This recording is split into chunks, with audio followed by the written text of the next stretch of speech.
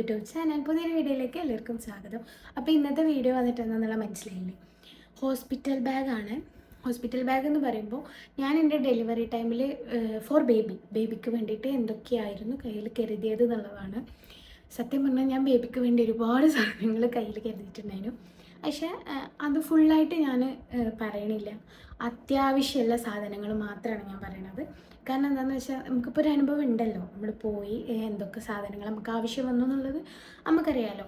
ആ ഒരു ഇത് വെച്ചിട്ട് എന്തൊക്കെ സാധനങ്ങൾ വേണമെന്നുള്ളതാണ് ഇന്നത്തെ വീഡിയോയിലുള്ളത്. അപ്പോൾ നമുക്ക് വീഡിയോ സ്റ്റാർട്ട് ചെയ്യാം. ബ്ലാങ്കറ്റാണ്, ബേബി ബ്ലാങ്കറ്റാണ്. കുറച്ച് കട്ടിയുള്ള ടൈപ്പ് ബ്ലാങ്കറ്റാണ്. നമ്മൾ കട്ടിയുള്ള ടൈപ്പ് ബ്ലാങ്കറ്റും അതുപോലെ കുറച്ച് തിന്നായിട്ടുള്ള ബ്ലാങ്കറ്റും കയ്യിൽ കരുതുന്നത് നന്നാവും. പിന്നെ നമുക്ക് ആവശ്യമായിട്ടുള്ളത് ടർക്കീസാണ്. ടർക്കീസ് ഒരു 2-3-4 ഒക്കെ കയ്യിൽ കരുതാം. കാരണം എന്താണെന്ന് വെച്ചാൽ ബേബിനെ നമ്മൾ വാങ്ങുമ്പോൾ ഇപ്പോൾ മിക്കയിടത്തും ഹോൾഡറാണ്, ടർക്കി വേണമെന്നില്ല. അതിൻ്റെ ഹോൾഡറിൽ കിടത്തുമ്പോൾ നമുക്ക് ഹോസ്പിറ്റലിൽ നിന്ന് ടർക്കി കിട്ടുന്നുണ്ടാവും. അപ്പോൾ അതിൽ റാപ്പ് ചെയ്തിട്ടാവും തരിക. അപ്പോൾ ഒരു 2-3 ടർക്കി എന്നാലും കയ്യിൽ കരുതണം. നമുക്ക് ബേബിനെ കിടത്തുമ്പോഴും ഒക്കെ ടർക്കി ആവശ്യമുണ്ടാവും. അപ്പോൾ ടർക്കി ഒരു 2-3 ഒക്കെ കരുതാൻ നല്ലതായിരിക്കും. പക്ഷെ ഭയങ്കര കട്ടിയുള്ള ടർക്കീസ് ഒന്നും വേണമെന്നില്ല. ഇങ്ങനെ തിന്നായിട്ടുള്ള മസ്ലിൻ്റെ ടർക്കി ആണെങ്കിൽ അത്രയും നല്ലത്. പിന്നെ ബേബിക്ക് വേണ്ടിയിട്ടുള്ള ഡ്രസ്സസ് എന്ന് പറഞ്ഞാൽ കുറച്ച് ജബ്ലാസ് കയ്യിൽ കരുതുക. അത് കെട്ടുടുപ്പില്ലേ, ഫ്രണ്ടിൽ കെട്ടുള്ളതാണ് ഏറ്റവും ബെറ്റർ കേട്ടോ. അതാവുമ്പോൾ നമുക്ക് പെട്ടെന്ന് വെയർ ചെയ്യാൻ വേണ്ടിയിട്ടൊക്കെ, ബേബിക്ക് വെയർ ചെയ്ത് കൊടുക്കാൻ വേണ്ടിയിട്ടൊക്കെ സുഖമായിരിക്കും. അങ്ങനെ ഒരു 2-3 കെട്ടുടുപ്പ് കയ്യിൽ കരുതുക. ഞാൻ ഈ കെട്ടുടുപ്പായിരുന്നു എടുത്തിട്ടുണ്ടായിരുന്നു കേട്ടോ. പിന്നെ ഇങ്ങനെയുള്ള ബട്ടൺ ജബ്ലാസ്, ബട്ടണ് ഫുൾ കൈയുള്ളതും ആവാം. ഇത് സ്ലീവ്ലെസ് ആണ്. അതൊരു 2-3 അതും കയ്യിൽ കരുതുക. ഫസ്റ്റായിട്ട് വേണ്ടത് ഒരു 3-4 ടൈപ്പ്, അല്ല 3-4 റോംബേഴ്സ് കയ്യിൽ കരുതാം. റോംബേഴ്സ് നല്ലതാണ്, കാരണം ഒരു കുറങ്ങുന്ന ടൈമിലായാലും ഫുള്ളി കവേർഡായിട്ട് കിടക്കുക. അപ്പോൾ ഇതിൻ്റെ ഇപ്പോൾ നമ്മൾ റോംബർ യൂസ് ചെയ്യുകയാണെന്നുണ്ടെങ്കിൽ നമുക്ക് ബേബീസിന് ഇങ്ങനെ അധികം കട്ടിയുള്ള ബ്ലാങ്കറ്റൊന്നും അത് വെച്ചിട്ടൊന്നും പുതക്കണമെന്നില്ല. ബേർപ്പിംഗ് ക്ലോത്ത്സ് ആണ് ഇത്. നമ്മൾ ബേർപ്പ് ചെയ്യുന്ന സമയത്ത് യൂസ് ചെയ്യണത് നല്ലതാണ്. കാരണം എന്താ, ഇത് മസ്ലിൻ്റെ ആണ് കേട്ടോ. ഇത് ഇപ്പോൾ കൂടുതലും ബേബിക്ക് കംഫർട്ടായിട്ടുള്ള ക്ലോത്ത് എന്ന് പറഞ്ഞാൽ മസ്ലിൻ തന്നെയാണ്. അപ്പോൾ ഇത് മസ്ലിനാണ്. അപ്പോൾ ബേർപ്പിംഗ് ക്ലോത്ത്സ് ഒരു 1-2 കയ്യിൽ കരുതുന്നത് നല്ലതാണ്. ഇങ്ങനെയുള്ള കോട്ടൺ സ്വാഡിൽസ് ആണ്. ഇതൊരു 5 ഉണ്ട്. ഇതിൻ്റെ വീഡിയോ ഞാൻ ഇൻസ്റ്റാഗ്രാമിൽ പോസ്റ്റ് ചെയ്തിട്ടുണ്ട്. ഇൻസ്റ്റാഗ്രാം ഐ ഡി ഞാനിവിടെ കൊടുക്കുക. ആർക്കെങ്കിലും ലിങ്ക് വേണമെന്നുണ്ടെങ്കിൽ പേജ് ഒന്ന് ചെക്ക് ചെയ്താൽ മതി. അപ്പോൾ ഇതാണ് ഇങ്ങനെ കോട്ടൺ സ്വാഡൽസ് ഒരു 5 ഇത് ഞാൻ മീഷോ എന്നാണ് വാങ്ങി. ഭയങ്കര അഫോർഡബിൾ ആയിട്ട് കിട്ടിയതാണ്. ഇത് യൂസ് ചെയ്ത് വെച്ച് നോക്കുമ്പോൾ നല്ല സാധനമാണ്. കണ്ടോ, ഇത് ഫെയ്ഡ് പോലും ആയിട്ടില്ല. വീട്ടിലൊക്കെ കോട്ടൻ്റെ തുണിയൊക്കെ, യൂസ് ചെയ്ത തുണിയൊക്കെ കഴുകി ക്ലീൻ ചെയ്ത് അത് കട്ട് ചെയ്തിട്ടെടുക്കും. ഞാനൊരു അത്യാവശ്യം എടുത്തിട്ടുണ്ടായിരുന്നു. പക്ഷെ ഞാൻ അധികം യൂസ് ചെയ്തിട്ടുണ്ടായിരുന്നില്ല.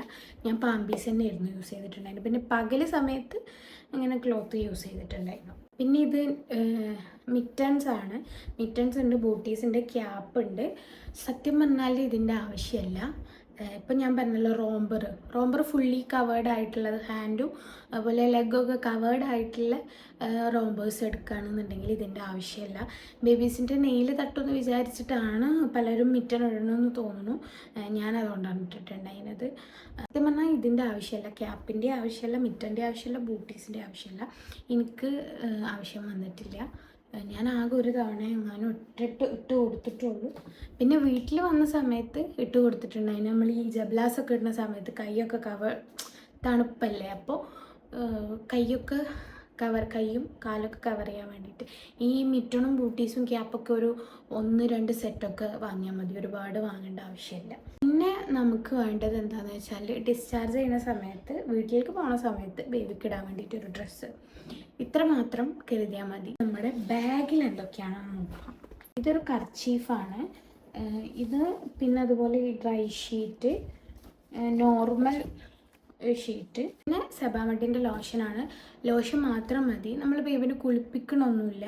പിന്നെ ലോഷൻ തന്നെ വേണമെന്നില്ല. കാരണം എന്താണെന്ന് വെച്ചാൽ നമ്മൾ ഒരു 7 days കഴിഞ്ഞിട്ട് ലോഷനും അതെല്ലാം 7 days, ഒരു 1 week കഴിഞ്ഞിട്ട് യൂസ് ചെയ്യുന്നതാണ് നല്ലതെന്നാണ് എൻ്റെ ഒരു അഭിപ്രായം.